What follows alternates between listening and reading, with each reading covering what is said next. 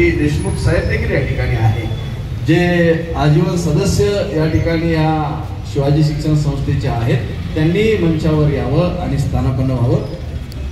यानंतर कार्यक्रमाला पुढे नेत असताना मी विनंती करतो किंवा वाहक सरांना की आपण आपल्या भावना या ठिकाणी व्यक्त कराव्या. हे समाजामध्ये सगळे चांगले माणसं काम करत असतात. हे माणसं तर जपले पाहिजेत, पण त्यांना मत देणं, त्यांच्याकडे लक्ष ठेवणं, ती माणसं मोठी करणं ही सुद्धा महत्त्वाची गोष्ट आहे.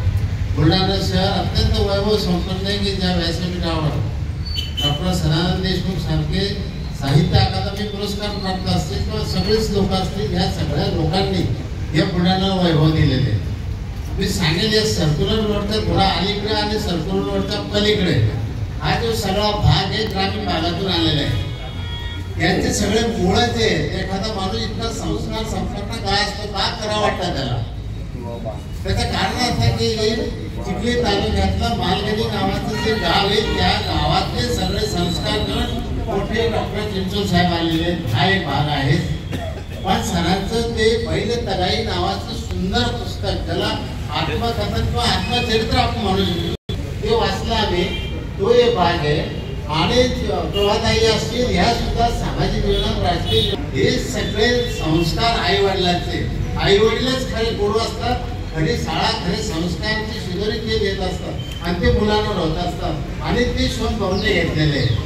बुलढाण्यामध्ये मी पण 74 पासून राहतो. जिजामाता बालेला शिकायला असताना मी पाहतो देशमुख सर अनेक डॉक्टर आहेत, अनेक प्राध्यापक आहेत, अनेक अधिकारी, अनेक कलेक्टर आहेत, अनेक आमदार आहेत. पण सगळ्यांनी आपला उंबरठा ठरवून घेतलेला आहे, सीमा ठरवून घेतलेली आहे. सीमेचं उल्लंघन करायचं नाही. पण शोधदारासारखे असतील बरीच मंडळी आपला व्यवसाय सांभाळून, त्यामुळे डॉक्टर शिरसाट सर सुद्धा असतील, आमचे प्राचार्य म्हळसने सर असतील. तुम्ही ज्या पदावर आहे तिथे काम करायचंच आहे, ती नोकरी आहे तिथे करायचीच आहे.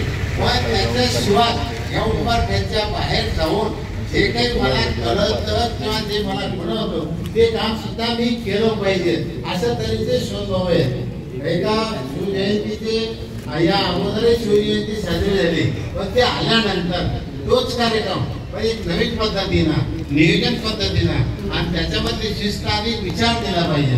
सुनील भाऊ म्हणाल तसे की वेगवेगळे कार्यक्रमातून एक विचार लोकांपर्यंत जाणं, एक भूमिका सुद्धा मांडणं, हे काम सोन भाऊ सगळे करतात, येणारे सगळे करतात. सगळे सुंदर बोललेले आहेत. रणजित भाऊ चांगले